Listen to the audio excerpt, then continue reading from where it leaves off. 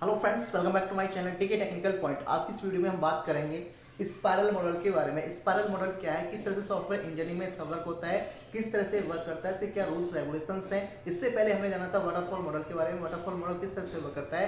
एचटीएलसी के another model यानी कि स्पाइरल मॉडल के बारे में आज बेसिक इन्फॉर्मेशन आपके साथ शेयर करने वाला हूँ। अगर आप चैनल पर नए हैं तो प्लीज वीडियो को लाइक कर लें, चैनल को सब्सक्राइब कर लें ताकि आगे आने वाली इसी तरह की यूजफुल वीडियोस की नोटिफिकेशन आपको मिलती रहे। टॉपिक को स्टार्ट करते हैं मेरा टाइम वेस्ट किए हुए।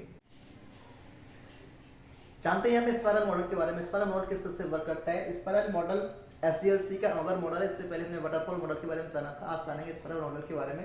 स्पाइरल मॉडल 4 स्टेप में वर्क करता है। Planning, risk analysis, coding, testing and product evolution. इसके प्रत्येक स्टेप को जानते हैं कि इस स्टेप में क्या वर्किंग प्रोसेस रन होता है।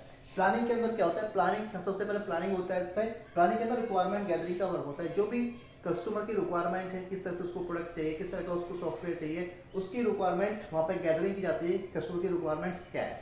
उसके बाद इसका नेक्स्ट स्टेप आता है रिस्क एनालिस्ट। जो भी यहाँ पे एनालिस्ट होगा, जो भी बिजनेस एनालिस्ट होगा, जो रिस्क को मैनेज करने का वर्क करता है, उसके द्वारा यहाँ पे जो भी प्रोसेस रन हो रहा है उसके अंदर जो भी रिस्क पाया जाता है, रिस्क फाउंड किया जाता है, उसको रिड्यूस करने का यहाँ पे वर्क किया जाता है। प्रोसेस होने के साथ साथ ही इसमें रिस्क को रिड्यूस करने का वर्क होता है। थर्ड पे आता है कोडिंग एंड टेस्टिंग। इसके बाद इसमें कोडिंग और टेस्टिंग होती है, यानी कि develop next version of product. Product का जो नेक्स्ट लेवल है वो वहाँ पे डेवलप किया जाता है। एंड फोर्थ में इसको प्रोडक्ट एवोल्यूशन। प्रोडक्ट एवोल्यूशन के अंदर क्या होता है, review and plan for next phase. जो भी हमने यहाँ तक रेडी किया है, जो भी मॉडल यहाँ पर रेडी हुआ है, उसका रिव्यू होता है और नेक्स्ट लेवल की जो प्लानिंग होती है, नेक्स्ट फेज की जो प्लानिंग होती है वो इस स्टेप में की जाती है। यहाँ पर तो इसके 4 स्टेप्स हैं, planning, risk and coding, testing और इसका रिव्यू एंड प्लान। ये थे इसके 4 स्टेप। स्पाइरल मॉडल कुछ बेसिक पॉइंट्स हैं, उनको जानते हैं किस तरह से वर्क करता है। स्पाइरल मॉडल 4 स्टेप में रन होता है। प्लानिंग होती है, रिस्क एनालिसिस होता है, कोडिंग टेस्टिंग होती है और इसका जो रिव्यू होता है 4th स्टेप में, review and plan for next phase. अब दोस्तों बेसिक पॉइंट्स है। इट डेवलप इन 1986 में। स्पाइरल मॉडल जो है ये डेवलप हुआ था 1986 में। इससे पहले वाटरफॉल मॉडल प्रोटोटाइप वर्किंग में थे, लेकिन इसका जो मेन पर्पस था रिस्क मैनेज करने के लिए इसको लाया गया था। It called Meta model. ये मेटा मॉडल कहा जाता है। मेटा मॉडल इसलिए कहते हैं कि model about model. Model about model यानी कि इसके अंदर ऐसे इसके अन्य मॉडल भी वर्क करते हैं।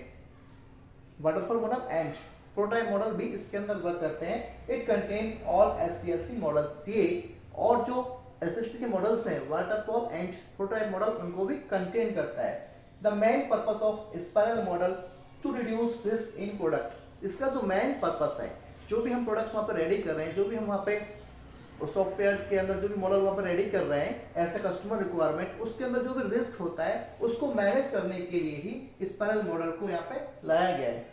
स्पाइरल मॉडल का यानी कि ये कह सकते हैं इसका मेन वर्क होता है, जो वहाँ पर रिस्क होता है आउटसाइड से, उसको मैनेज करने के लिए स्पाइरल मॉडल बहुत ही कारगर साबित है, बहुत ही यूजफुल है। Business analyst is required to manage risk. और इसके अंदर जो ये रिस्क मैनेज किया जाएगा, एक बिजनेस एनालिस्ट होगा, वो इस रिस्क को मैनेज करेगा।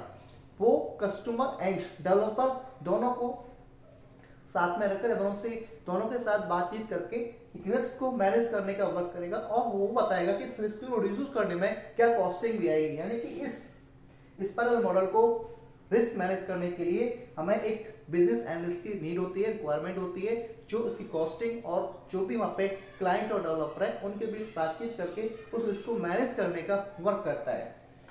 प्लानिंग होगी, रिस्क एनालिस्ट होगा। प्लानिंग के अंदर जो भी कस्टमर्स की रिक्वायरमेंट है उसको गैदर किया जाएगा, रिस्क एनालिस्ट किया जाएगा। जो भी यहाँ पे बिजनेस जो एनालिस्ट है वही रिस्क को मैनेज करने का वर्क करता है। टेस्टिंग, कोडिंग होती है इस मॉडल के अंदर। एंड प्रोडक्ट एवोल्यूशन के अंदर क्या होता है, जो भी हमने यहाँ पे अब तक जो प्रोडक्ट प्रोसेस हुआ है उसका रिव्यू होगा और नेक्स्ट फेज की इसमें प्लानिंग होती है। स्पाइरल मॉडल कुछ और बेसिक पॉइंट्स उनको जानते हैं। स्पाइरल मॉडल के बेसिक पॉइंट्स हैं। It's suitable for large and complex project.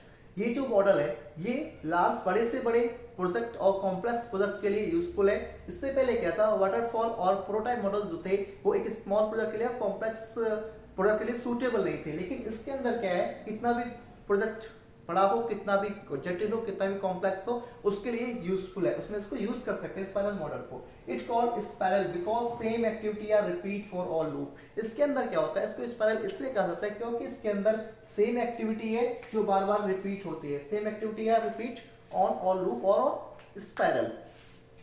Each spiral और loop represent the software development process. प्रत्येक स्पाइरल जो है सॉफ्टवेयर डेवलपमेंट प्रोसेस को रिप्रेजेंट करता है। जो भी इसका स्पाइरल है इसके अंदर सॉफ्टवेयर की डेवलपमेंट प्रोसेस यहाँ पे रिप्रेजेंट होता है। ये थे कुछ बेसिक पॉइंट जिनके थ्रू हमने यहाँ पे जाना स्पाइरल मॉडल किस तरह से वर्क करता है। इस तरह से हमने यहाँ पे जाना स्पाइरल मॉडल के बारे में, स्पाइरल मॉडल किस तरह से वर्क करता है, किस तरह से इस मॉडल के अंदर 4th स्टेप में वर्किंग प्रोसेस चल होता है। पहले स्टेप में प्लानिंग होती है, सेकंड में रिस्क एनालिसिस होता है एंड थर्ड स्टेप में टेस्टिंग और कोडिंग का वर्क होता है, यानी कि नेक्स्ट वर्जन के यहाँ पर प्लान किया जाता है। एंड 4th स्टेप में प्रोडक्ट एवोल्यूशन। प्रोडक्ट एवोल्यूशन के अंदर क्या होता है, जो भी हमने वर्क किया उसका जो भी प्रोसेस उसका रिव्यू होता है और नेक्स्ट फेज की प्लानिंग इसमें की जाती है। इसकी कुछ बेसिक पॉइंट के थ्रू इसकी हमने क्वालिटीज के बारे में जाना, किस तरह से वर्क करता है, एक लार्ज और कॉम्प्लेक्स प्रोजेक्ट के लिए किस तरह से सूटेबल है, और इसका जो मेन मकसद होता है ये रिस्क फ्री, यानी कि जो भी हम यहाँ पर प्रोडक्ट हम वहाँ पर रेडी कर रहे हैं उसको रिस्क फ्री करने का इसका मेन मकसद होता है, और कितने भी बड़े से बड़े और कॉम्प्लेक्स से कॉम्प्लेक्स प्रोजेक्ट के लिए ये सूटेबल है। आई होप मेरे द्वारा दी गई इन्फॉर्मेशन आपके लिए यूजफुल हो, तो प्लीज इस वीडियो को लाइक करें, चैनल को सब्सक्राइब करें ताकि आगे आने वाली इसी तरह की यूजफुल वीडियोस की नोटिफिकेशंस आपको मिलते रहे। थैंक्स फॉर वॉचिंग, मिलते हैं नेक्स्ट वीडियोस में।